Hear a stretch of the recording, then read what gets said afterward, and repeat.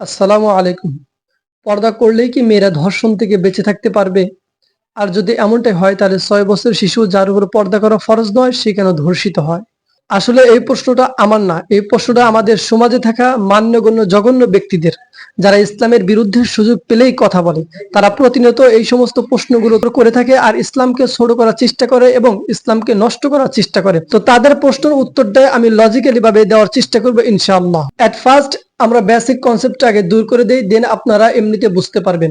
মনে করেন কোনো ব্যক্তি কক্সবাজার যাবে, কক্সবাজারের সৌন্দর্য তাকে মুগ্ধ করে দিয়েছে, এখন সে কক্সবাজার যাবার জন্য পাগল হয়েছে, কিন্তু তার ফাইন্যান্সিয়াল সমস্যার কারণে সে কক্সবাজার যেতে পারছে না। এখন সে কি করবে?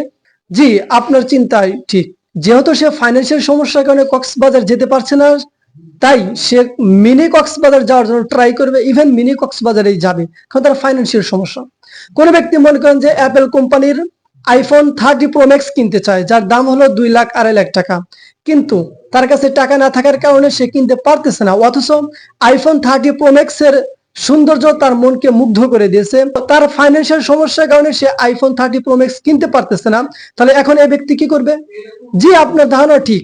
তখন এই ব্যক্তি গরিবের আইফোন স্যামসুং কিনে নিবে, কারণ স্যামসুং ফোনের এই স্টাইলটা হুবহু আইফোনের মতোই দেখা যায়।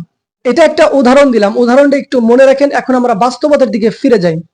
মনে করেন একজন 6 বছরের শিশু, যে 6 বছরের শিশুর মা, এই 6 বছরের শিশুর খালা অথবা 6 বছরের শিশুর বড় বোন, এরা পর্দা ছাড়া ঘোরাফেরা করে। যখন সে পর্দা ছাড়া ঘোরাফেরা করে তখন যুবকরা দেখে তার ভিতরে একটা চাহিদা ক্রিয়েট হয়, তার ভিতরে ফিজিক্যালি রিলেশন করার জন্য একটা আগ্রহ তৈরি হয়। তো এরকম ভাবে আগ্রহ তৈরি হওয়ার পর এক সময় যখন ওই মহিলাটাকে যখন প্রপোজ করা হয় ফিজিক্যালি রিলেশন করার জন্য, সে কোনোভাবেই রাজি হয় না।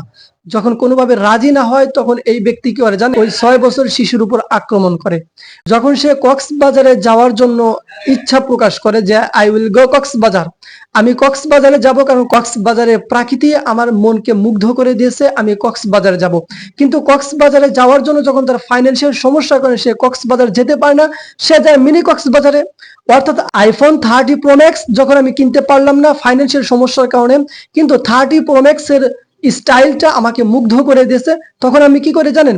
এই স্যামসুং ফোনটা নেই, কারণ এই স্যামসুং ফোনটা দেখতে একটু আইফোন আইফোন ঘ্রাণ, সেই জন্য আমি নিই। তো আমাদের বিষয়টা হুবহু এরকম।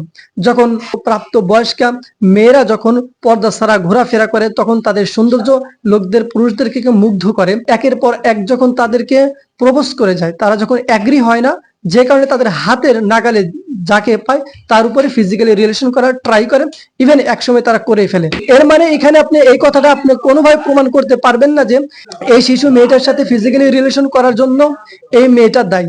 এই মেয়েটা কখনো দায়ী না। ওই মিনি কক্সবাজারে যাবার জন্য যেমন মিনি কক্সবাজার দায়ী নয়, বরং মিনি কক্সবাজার তার সৌন্দর্যকে প্রমোট করে নাই বা সৌন্দর্যকে প্রকাশ করে নাই।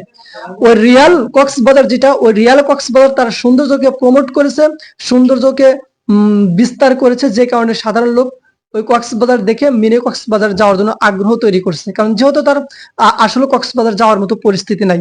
অর্থাৎ আমি এটাই প্রুভ করে দিলাম যে যদি ওই 6 বছর শিশুটার বোন, বড় বোন, খালা, মা যদি পর্দা করতো, তাহলে কোনোভাবেই একজন যুবক তার ভিতরে ফিজিক্যালি রিলেশন করার কোনো চাহিদা আসতো না। আশা করি আপনাদের কাঙ্ক্ষিত প্রশ্নটা উত্তর পেয়েছেন।